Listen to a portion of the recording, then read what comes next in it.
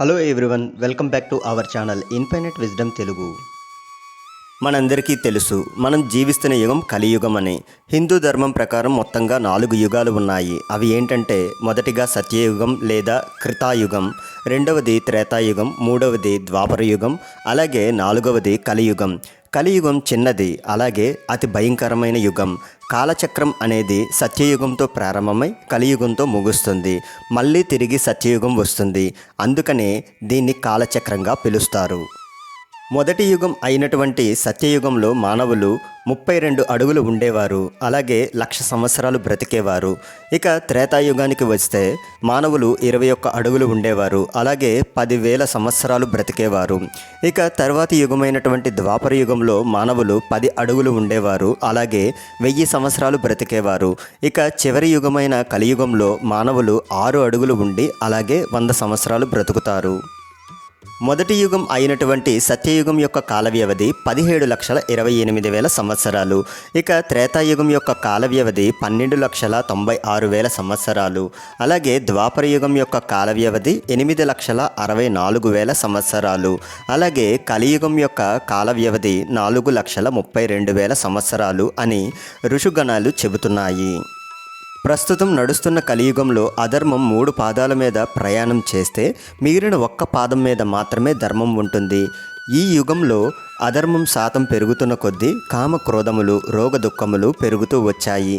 ఈ యుగం మనిషికి మృగానికి వ్యత్యాసం లేని యుగం. కలియుగం అనేది ఒక కారాగారం వంటిదని, పూర్వజన్మలో పాపాలు చేసిన వారు తమ పాప ఫలాన్ని అనుభవించడానికి కలియుగంలో పుడతారని హిందూ పురాణాలు చెబుతున్నాయి. ఎప్పుడైతే ఈ భూమిపైన అధర్మం పెరిగి ధర్మం పూర్తిగా కనుమరుగవుతుందో అప్పుడు ఆ శ్రీమన్నారాయణుడు లోక కళ్యాణార్థం కోసం అవతారమెత్తి నరరూప రాక్షసులను అంతం చేయడం, ఆ విధంగా కలియుగం అంతమవ్వడం జరుగుతుంది.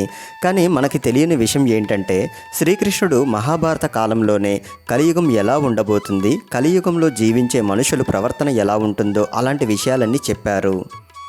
అయితే మనం ఈ వీడియోలో శ్రీకృష్ణుడు కలియుగం గురించి చెప్పిన సత్యాలు ఏంటి అనేది తెలుసుకుందాం. కాబట్టి వీడియో స్కిప్ చేయకుండా పూర్తిగా చూడండి. మహాభారతంలో పాండవులకు కలియుగం గురించి తెలుసుకోవాలనే ఆతృత ఎక్కువగా ఉండేది. దాంతో వారందరూ ధర్మరాజు లేని సమయంలో ఒకనాడు శ్రీకృష్ణుడి వద్దకు వెళ్ళి కలియుగం ఎలా ఉండబోతుంది, కలియుగంలోని మనుషుల ఆలోచన ప్రవర్తనలు ఎలా ఉంటాయి, అలాగే కలియుగంలో మోక్షాన్ని ఎలా సంపాదించుకోవాలి అని అడుగుతారు. దాంతో పాండవులు మాట విన్న శ్రీకృష్ణుడు ఒక చిన్న చిరునవ్వు నవ్వుతూ, మీ నలుగురు 4 బాణాలు 4 దిక్కులకు వేయండి, తరువాత ఆయా దిక్కులకు వెళ్ళి బాణాలను వెతికి వెనక్కి తీసుకురండి.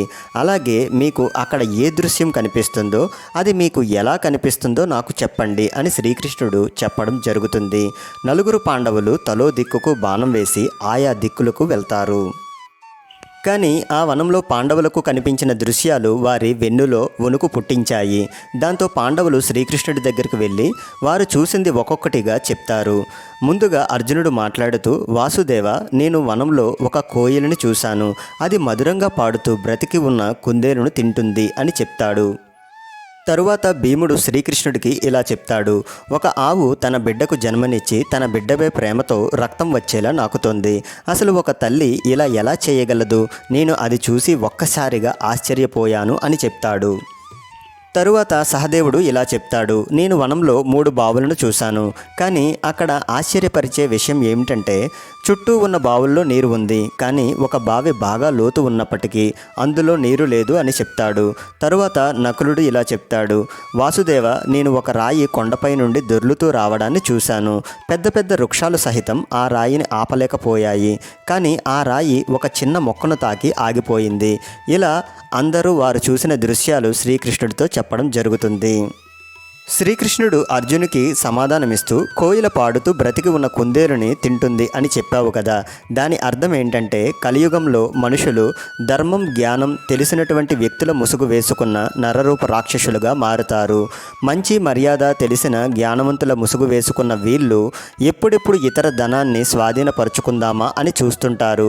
ఎందుకంటే కలియుగంలో మనిషి ప్రాణాల కన్నా ధనం అత్యంత విలువైనదిగా భావిస్తారు అని చెప్తాడు శ్రీకృష్ణుడు. తరువాత శ్రీకృష్ణుడు భీముడికి సమాధానం చెబుతూ, ఆవు తన బిడ్డపై ప్రేమతో రక్తం వచ్చేలా నాకింది అని చెప్పావు కదా. కలియుగంలోని తల్లులు వారి బిడ్డలను ఎంత ఎక్కువగా ప్రేమిస్తారంటే వారి అతి ప్రేమ వల్ల వారి పిల్లలు సోమరిపోతులుగా మారుతారు. అలాగే ఆ పిల్లల యొక్క అభివృద్ధి ఆగిపోతుంది. జీవితంలో బాధ్యతలు తెలుసుకోకముందే చిన్న వయసులోనే పెళ్ళిళ్ళు చేస్తారు. ఎందుకంటే కలియుగంలో తల్లిదండ్రులు వారి బిడ్డలపై ప్రేమతో ఎప్పుడూ వాళ్ళ పక్కనే ఉండాలని కోరుకుంటారు.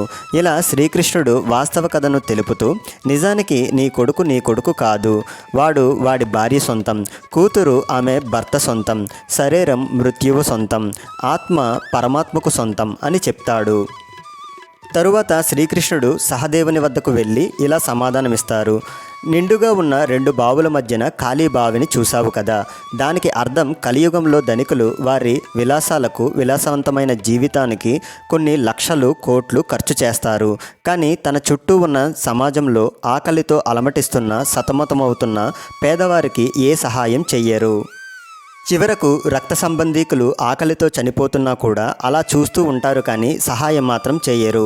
అంటే కలియుగంలో తినడానికి తిండి ఉన్న ప్రజలు మాత్రం ఆకలితో చస్తారు. ఒకే చోట పేద, ధనికులు అని అసమానతలు ఉంటాయని చెప్తాడు శ్రీకృష్ణుడు. తరువాత శ్రీకృష్ణుడు నకులుని వద్దకు వెళ్ళి ఇలా సమాధానమిస్తాడు. నువ్వు కొండపై నుండి వచ్చిన రాయిని పెద్ద పెద్ద వృక్షాల సహితం ఆపలేకపోయాయి అని, ఆ రాయి ఒక చిన్న మొక్కను తాకి ఆగిపోయింది అని చెప్పావు కదా. దీని వెనుక ఉన్న పరమార్థం ఏంటంటే కలియుగంలో మనిషి మనస్సు నియంత్రణలో ఉండదు. దాని వలన తన పతనం మొదలవుతుంది. మనిషి పతనం డబ్బుతో ఆగదు, కానీ ఒక చిన్న హరినామ స్మరణతో ఆగుతుంది. ఎవరైతే కలియుగంలో ధనంపై మోహాన్ని విడిచిపెట్టి పరమాత్మని భక్తిలో లీనమవుతారో వారు ఎలాంటి ఆపదలు రాకుండా జీవిస్తారని చెప్తాడు శ్రీకృష్ణుడు. మీరు జాగ్రత్తగా గమనిస్తే శ్రీకృష్ణుడు చెప్పిన కలియుగ సత్యాలు నేడు నిజమవుతున్నాయి అనే విషయం మనకి అర్థమవుతుంది. మళ్ళీ ఇంకో మంచి కాన్సెప్ట్తో మీట్ అవుదాం. మీకు ఈ వీడియో కనుక నచ్చినట్లయితే లైక్ చేయండి, షేర్ చేయండి, అలాగే మా ఛానల్ని సబ్స్క్రైబ్ చేసుకోండి. Thank you.